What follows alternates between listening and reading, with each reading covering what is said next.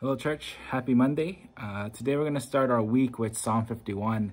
And the beauty of Psalm 51 and the entire psalm for this week is that most of them are King David's response to events that happen in his life. And the beauty of that is the fact that we get to experience what he's experiencing. It's not just that he's a biblical hero, but we see him as a person, as a human being, and we get to learn from his experience. So if you want to read 2 Samuel chapters 11 and 12 to get a full understanding of what Psalm 51 is talking about, please do so. It's a really good practice. But Psalm 51 is a big one, right? It's his response to when the prophet Nathan comes up to him and rebukes him for his sin, and when he commits adultery with Bathsheba and murders her husband Uriah. And this is like one of the most powerful Psalms in my opinion. I think it just teaches us so many things. But if there's one thing that I would like us to focus on is to see how David prays in the midst of sin. Right? When he committed a grave sin, how does he pray? And there's a few things that I want us to recognize here. And the first thing is, we have to come to God and appeal to him and his character, right? David gives us an example of what that looks like. In verses 1 and verses 2 says, "Have mercy on me, O God, according to your steadfast love." Verse 2 says, "Wash me thoroughly from my iniquities and cleanse me from my sin." Right? He appeals to God's character, who he is, and his steadfast love, his unending mercy, his willingness to wash sin away, because he knows who God is. Right. The next thing we see here, he confesses his sin. Right? In verse 4, "Against you and you only I sinned and done what is evil in your sight." Right? His heart is overwhelmed with the thought that he sinned against God. And we need to learn how to respond in such way when we sin. It's not just I've done something bad, it's I've done something bad against God. And that is the proper way we need to respond to sin. The next thing we see here is, the third thing is, he prays for restoration, right? He prays to be restored. He says, "Wash me and I shall be whiter than snow," right? He prays for inward renewal, right?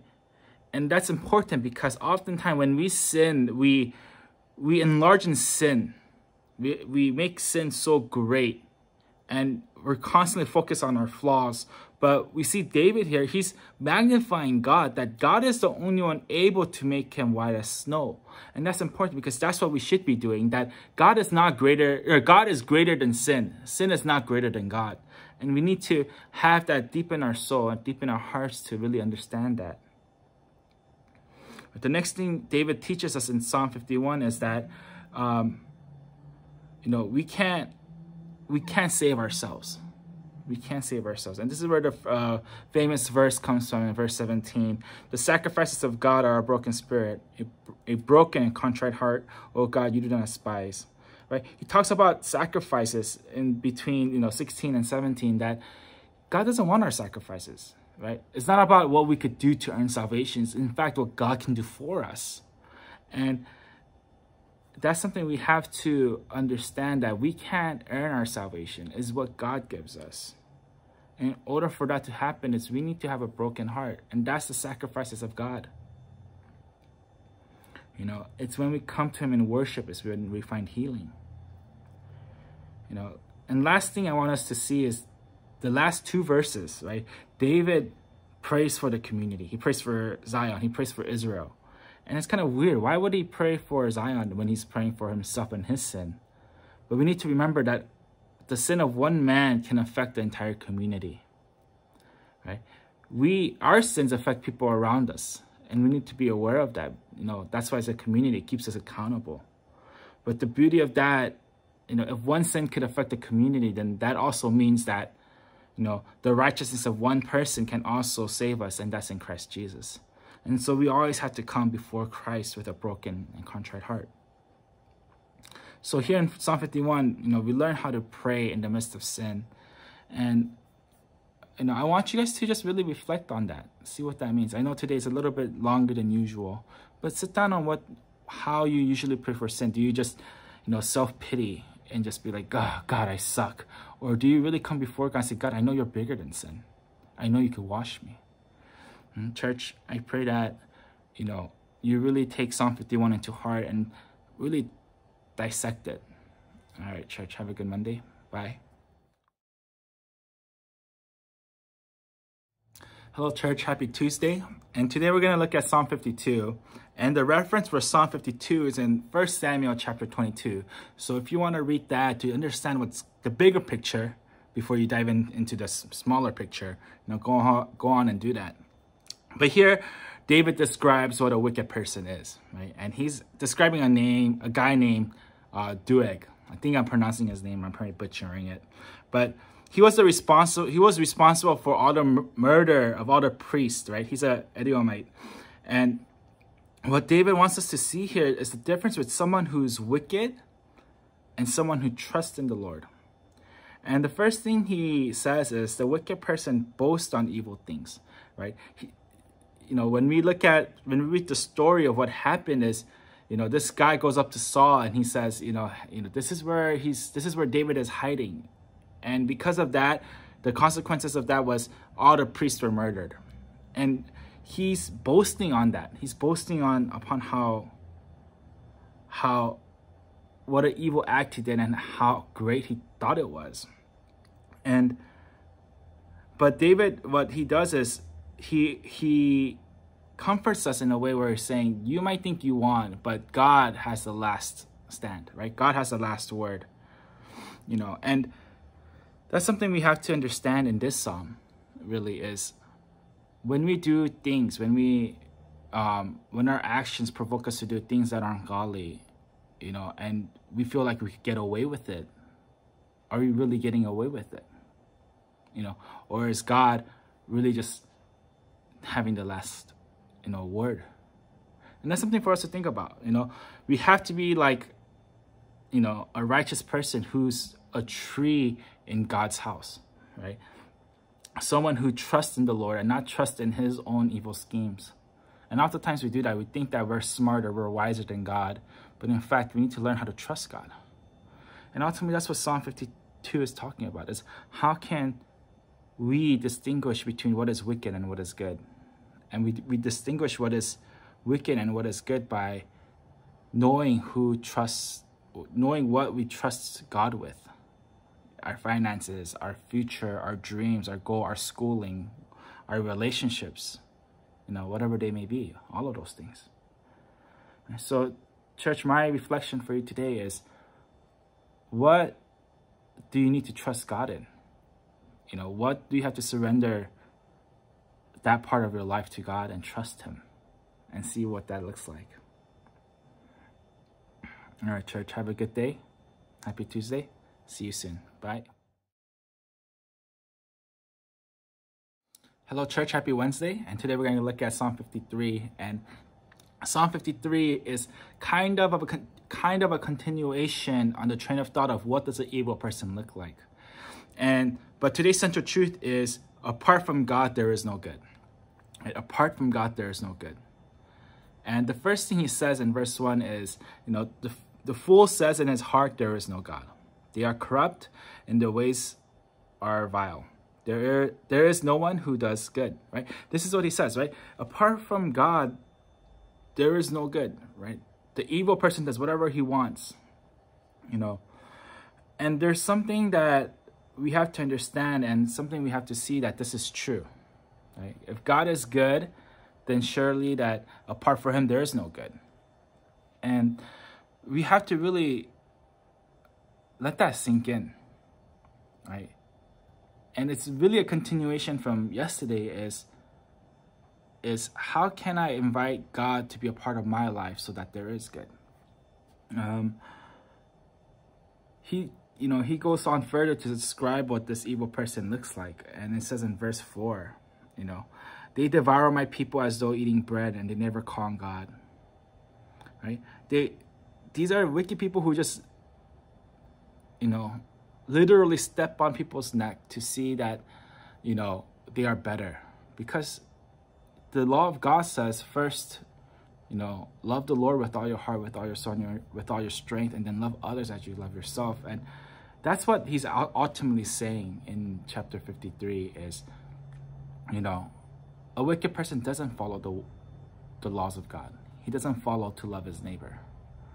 And I guess the challenge is for you today is, how can you love your neighbor today, right?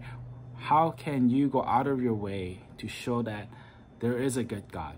So when people look at you, they're like, wow, they want to glorify, the God that is in heaven. All right, church, that's today's QT. I hope that you look at this and it's really heart transforming. All right, have a good week. See you tomorrow. Bye.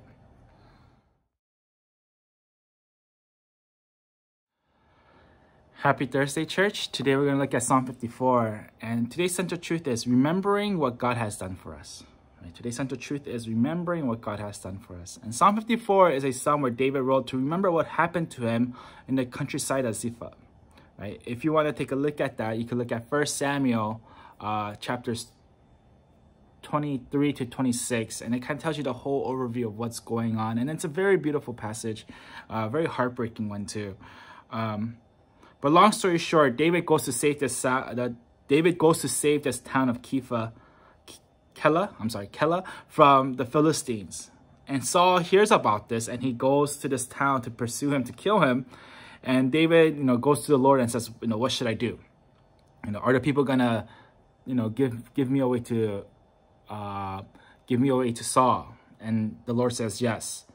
And throughout the psalm, he's recalling that what God has done to save him. And it's pretty cool when we read it in a third-person perspective in 1 Samuel, and you read it in Psalms as a first-person perspective. You get to see what he's feeling. And that's kind of like the overview of today's psalm is that's how we strengthen our faith, is when we look back and we see how faithful he was and how faithful he is and how faithful he's going to be in our past, present, and future, right? And for all eternity. So for today, I want to encourage you to take this time to sit down, to reflect on how God's been faithful to you, to reflect, to sing, write a poem, or just journal on and realize the moments that God has been faithful to you. All right, church, have a good Thursday. See you soon. Bye. Hello, church. Happy Friday. And today we're going to go over Psalm 55. And Psalm 55 is a very powerful psalm because here we see King David devastated. We see him just heartbroken. And we read these words in these verses. He's just saying his heart is in anguish. The terrors of death had fallen upon me. And, he wants to flee and fly away. Like his heart is just heavy, And if any psychologist would read this, he'd be like, man, he's depressed, he's grieving.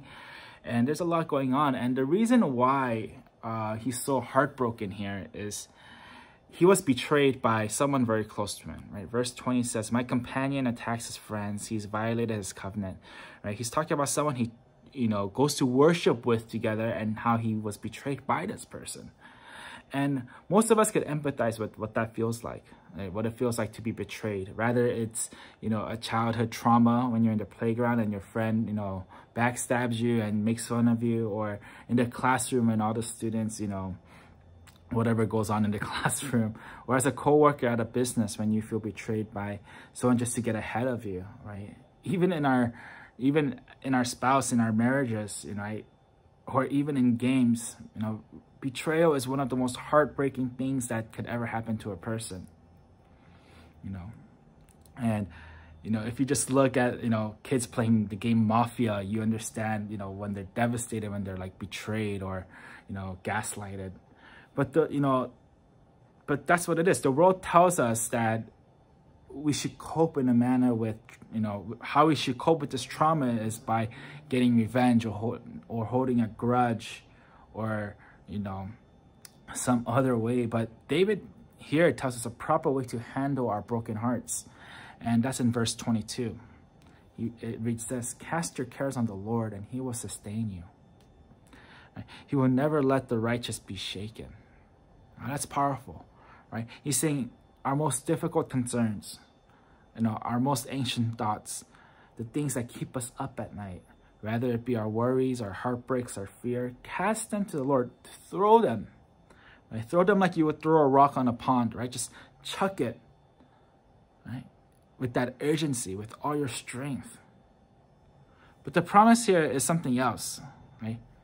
It doesn't say that he will fix it. It doesn't say that he will carry it. It says that he will sustain you. And that's a crazy promise, because you're like, man, I thought God would make my life easier. No, but he'll give you the means to be stronger at it, right? To give you the means to be stronger, to find strength to fight it through, right? To grow you, to make you even better, and make you someone more righteous, someone who trusts in the Lord. Because when you cast your worries on him, you're trusting in him, and he's going to make you firm, right? Because you placed your faith on him. So church, when you feel like the world and life had betrayed you, when you feel stuck and devastated, right? Cast your cares upon the Lord. And here's a reflection I want us to do today is, what do you feel like you need to cast before the Lord, right? What part of your life, do you feel like you have to give to God? And what part in your life do you need to be sustained in? Is it your mental health? Is it your emotional health? Is it, finances, school? Is it, relationship and friendship, right? There's so many avenues that we need to be sustained in the Lord. So at this time, I want to encourage you guys to do that. All right. It was a great week. I hope to see you guys again next week. Bye.